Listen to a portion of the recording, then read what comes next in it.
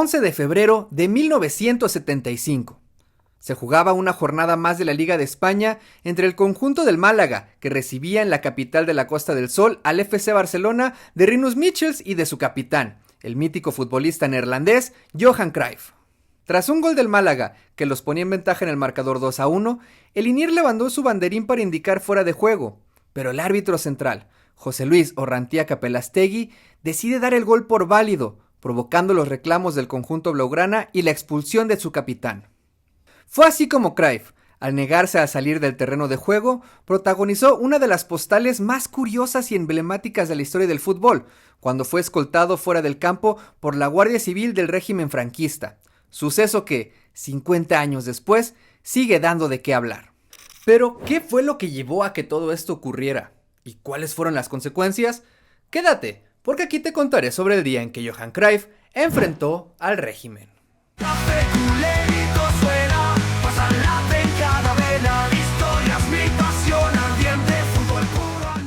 ¿Qué tal amigos? Yo soy Vic Villa y sean bienvenidos a esta nueva sección llamada Café Culé, en la que semana a semana les estaré trayendo algún suceso o acontecimiento histórico sobre la historia del fútbol. En este caso les traigo un tema relacionado al Barcelona, pero en otros casos podremos estar hablando sobre historia de fútbol en general. Si tú tienes algún tema del cual te gustaría que habláramos en algún momento en esta sección, no dudes en escribirlo aquí debajo en los comentarios, además de que puedes apoyarnos a que este proyecto siga creciendo con tu suscripción y con tu buen like para que sepamos que este tipo de contenido es de tu agrado.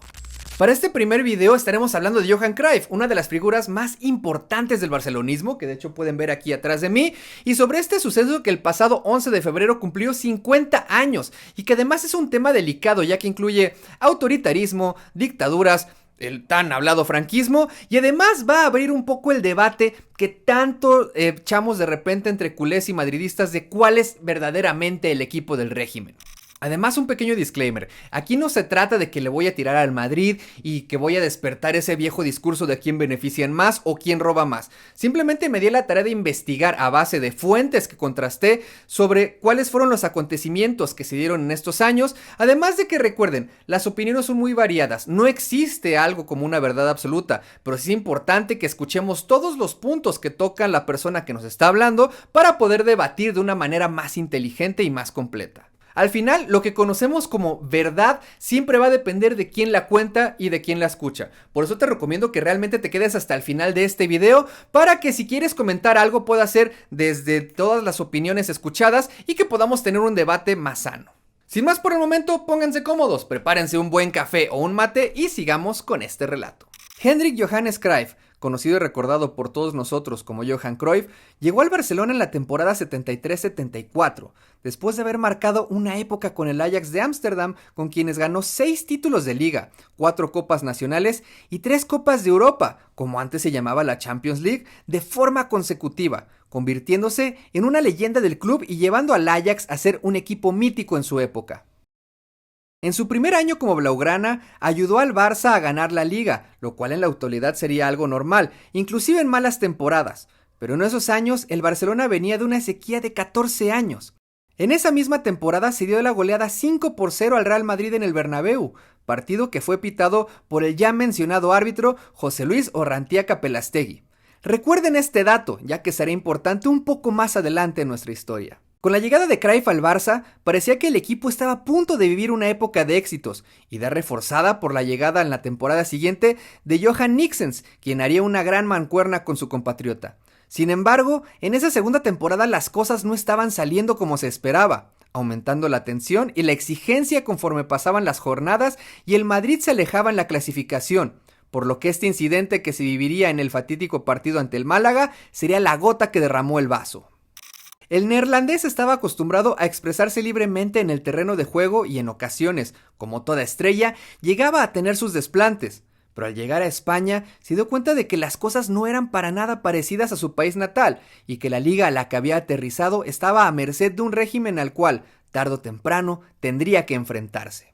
Y es que a pesar de que en el Barcelona recordamos a Cruyff como alguien que marcó una época y dio muchos títulos al equipo, su verdadera aportación fue como entrenador, cuando impuso su idea de fútbol total y trajo esta idea del fútbol holandés, el cual cambió por completo la historia del fútbol y del Barcelona. Pero en su etapa como jugador las cosas no fueron tan sencillas, ya que España vivió una época bastante complicada con el autoritarismo franquista, que, como sabemos en cualquier dictadura, la política estaba inmiscuida absolutamente en todos los parámetros de la vida de las personas, y eso incluía el fútbol. Y es en esta parte del video donde seguro me vas a comentar: ¿pero de qué hablas? ¿Qué va a saber este mexicano del franquismo? ¿Acaso no sabes que Franco salvó al Barcelona y además era culé? Y el mejor de todos: el Barça fue el verdadero equipo del régimen. Ojalá todo fuera así de simple y la vida pudiera ser entendida en blanco y negro, pero cuando hablamos de política e historia, y peor aún, de una dictadura, la gama de matices en medio es tan amplia que es imposible tener una verdad objetiva. Se dice que durante el franquismo, el Barça fue beneficiado y salvado por el régimen con actos como el aplazamiento de una jornada de liga en 1949 para celebrar su 50 aniversario, con ministros y generales franquistas en los palcos durante las celebraciones. La ayuda para el fichaje del húngaro Kubala, facilitando la regularización y la nacionalidad de jugador en 1950. La legalización de la ampliación de los terrenos donde se construyó el actual Camp Nou, y la más recordada, la recalificación que acabó con una deuda que arrastraba el club blaugrana de 230 millones de pesetas en 1965, que pudo llevar al equipo a la bancarrota y a su desaparición. Todo lo anterior son hechos que quedaron registrados en la historia, pero a pesar de lo que te han contado, no todo fue color de rosa para el conjunto culé durante esos años. Durante el régimen, el Barça también vivió una época de represión, incluyendo la españolización obligatoria del club, la suspensión de la señera en su escudo y cambios forzados en la dirección del club, así como el cambio de directivos para que fuesen afines al régimen entre 1939 y 1946. ¿Recuerdas eso de que el Barcelona recibió ayuda para inscribir a Kubala? Bueno, 3 años después, en 1953, el Barcelona acordó fichar a Alfredo Di Stéfano del River Plate, pero el Real Madrid intervino en adquirir los falsos derechos del jugador. Aunque Di Stéfano ya se había desplazado a Barcelona para unirse al club, el régimen español orquestó una operación para impedir su fichaje y finalmente se acordó que el delantero jugara en ambos clubes en años alternos, pero comenzando por el Real Madrid. El argentino hizo historia con el conjunto merengue y elevó al club a otra dimensión, llevándolos a ganar 6 Copas de Europa, 5 de las cuales fueron de manera consecutiva. El Barça apostó por no participar en esta competición privada y sí hacerlo en la oficial, la Copa de Ferias, que alzó 3 veces. Aunque el Barça también hizo distinciones a Franco en 1951, 1971 y 1974, estas se produjeron dentro de un contexto de supervivencia bajo una dictadura. ¿Será que el Barcelona era un equipo que verdaderamente simpatizaba con Franco? ¿O nos habremos quedado con la versión de la historia que salió a la luz durante un régimen que tenía el control total de la información? Por otro lado, el Real Madrid estuvo más estrechamente vinculado al régimen tras la llegada de Santiago Bernabéu en 1943, quien fortaleció su relación con los poderes franquistas, aunque siempre dejó claro que tenía una predilección nostálgica por la monarquía. La rivalidad entre los dos clubes se intensificó especialmente con el fichaje conflictivo de Di Stéfano, lo que consolidó al club blanco en el ámbito internacional. Hablando de títulos, la cosa se pone aún más clara. Durante los años de la dictadura, el Real Madrid ganó 14 títulos de liga, a pesar de que tardaron también 14 años en ganarla desde la llegada de Franco, y 6 copas del Generalísimo, nombre que recibió la Copa del Rey en esos años, mientras que el Barcelona ganó 8 ligas y 9 copas. En cuanto a la recién creada Copa de Europa, torneo creado, organizado, manejado y dirigido completamente por el Real Madrid, ganaron 6 durante los años de la dictadura, 5 de ellas, como ya habíamos mencionado, de forma consecutiva en las primeras 5 ediciones, pero ese es un tema que da para otro video. Con todo esto en mente, ¿cuál es entonces el verdadero equipo del régimen? La verdad objetiva no existe, ya que todos percibimos el mundo desde nuestra propia realidad y la interpretamos a través de los sesgos con los que crecimos, haciendo un relato que se adapta a nuestra propia experiencia. Mientras investigaba sobre este tema me pude dar cuenta de la cantidad de información cruzada que hay al respecto. Las fuentes más cercanas al madridismo ponen al Barcelona como el equipo más beneficiado, pero las fuentes más cercanas al barcelonismo ponen al Madrid como el verdadero equipo del régimen. Pero la realidad es que, como en cualquier dictadura, todos salieron perdiendo y todos tenían que someterse a los deseos y caprichos de un megalómano enfermo de poder que solo veía por sus propios intereses. Pero ahora que tenemos un contexto un poco más claro de lo que se vivía en España en esos años, es hora de regresar a nuestro relato y al 11 de febrero de 1975, en ese partido entre el Málaga y el Barcelona, y cuando los locales se adelantaban con este polémico gol. Después de que el árbitro central, Capellastegui, ignorara por completo a su linier que levantaba el banderín señalando fuera de juego, Cruyff comenzó a protestar. Según algunas fuentes, la cólera del holandés volador era desbordada, mientras que en otras se señala que los aspavientos fueron moderados. Lo que sí queda claro, y que el mismo colegiado registró en su informe arbitral posterior al partido, es que las palabras de Cruyff fueron textualmente: "Creo que sería conveniente que usted, si lo considera oportuno, consultara con aquel señor de allí", señalando al asistente de banda. Esto provocó que Capellastegui le mostrara al capitán culé la tarjeta blanca, tarjetas que tiempo después fueron reemplazados por las amarillas y que tenían este color para que se diferenciaran bien de las rojas en aquellos tiempos en los que la televisión era blanco y negro. A pesar de la amonestación, Cruyff no desistió. El 14 blaugrana, ahora visiblemente alterado, siguió haciendo aspavientos intentando que el colegiado recapacitara e incluso intentó hacer entrar al campo al auxiliar para que hablara con él. La insistencia de Cruyff terminó por completo con la paciencia de Capellastegui, por lo que el colegiado terminó por expulsarlo mostrándole la tarjeta roja. Pero esto no fue suficiente para el internacional holandés, que se llegó a encarar con el delegado de campo cuando éste intentó retirarse, negándose también a abandonar el terreno de juego. Pasaron casi 8 minutos y con el partido parado, Cruyff seguía sin querer marcharse a los vestuarios, haciendo que la situación comenzara a desbordarse más de lo que debía. ¿Qué pasó entonces? Aquí fue donde la policía, representada por la Guardia Civil del régimen, intervino para evacuar al futbolista del terreno de juego. Michels incluso amenazó con retirar al equipo a modo de protesta. Finalmente, la situación se calmó y el partido pudo reanudarse, aunque quedó una postal para la historia: Cruyff saliendo del campo escoltado por las fuerzas de seguridad.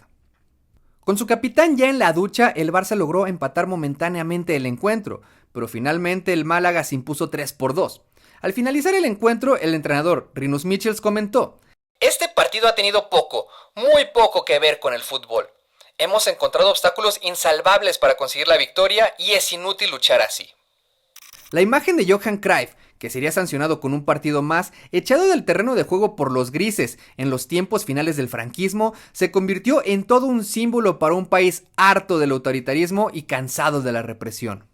Oh, y antes de que lo olvide, ¿recuerdas que te dije que era importante el dato sobre que Capellastegui fue también el encargado de arbitrar la victoria del Barcelona 5-0 al Real Madrid la temporada anterior en el Bernabéu? Bueno, tras ese encuentro, llegó a declarar, en sus palabras: "Cruyff es todo un caballero por su educación y comportamiento", que le produjo una multa por parte de la Federación de Fútbol. Al parecer, después de 50 años, ese tipo de casualidades siguen ocurriendo, pero ¡hey! El Barça siempre fue el beneficiado por el régimen, claro.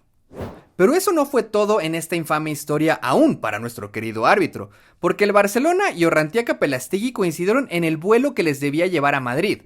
Algunos testigos cuentan que no debió viajar muy tranquilo.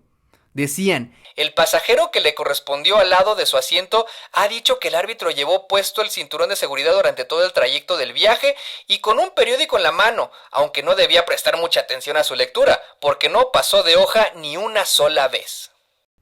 Y es así, queridos amigos, como terminamos con este relato. Y de verdad, soy consciente que desde aquí, desde este lado del mundo y siendo mexicano, no viví el franquismo ni tampoco tengo parientes ni familiares ni algún abuelo que me haya podido contar lo que se vivió en esa época. Pero la ventaja es que tenemos el internet y podemos investigar a partir de muchas fuentes los contextos históricos que se vivieron alrededor del mundo en todas las épocas. Y sí, Ramiro, claro que sí. Investigué fuentes de todo tipo, tanto las que más se alineaban con el régimen como las que estaban completamente en contra. Y también soy consciente de que toqué algunas fibras sensibles de algunas aficiones, y eso es normal, pero es lo bonito de vivir una democracia, que todas las opiniones cuentan, menos las de los fachos, esa es la verdad, guárdatelas por completo. Así que si te gustó esta sección, que recuerda que será semanal, no dudes en hacérmelo saber para empezar con una suscripción, con un buen like, siguiendo en las redes sociales y con un comentario. También quiero hacer un agradecimiento especial a mi hermosa novia, que fue la que me ayudó con la edición de este video y va a encargarse de la edición de esta sección nueva. Pero si tú eres creador de contenido o conoces a alguno, te voy a dejar su contacto aquí debajo porque ella se dedica a esto profesionalmente, así que te la recomiendo bastante si es que quieres crecer tu canal. Sin más por el momento, me despido deseándoles que hayan disfrutado Café Culé y recordándoles, como siempre, como debe ser, que digan con mucho orgullo, ¡viva el Barça! Y Vizca México. Café Culé.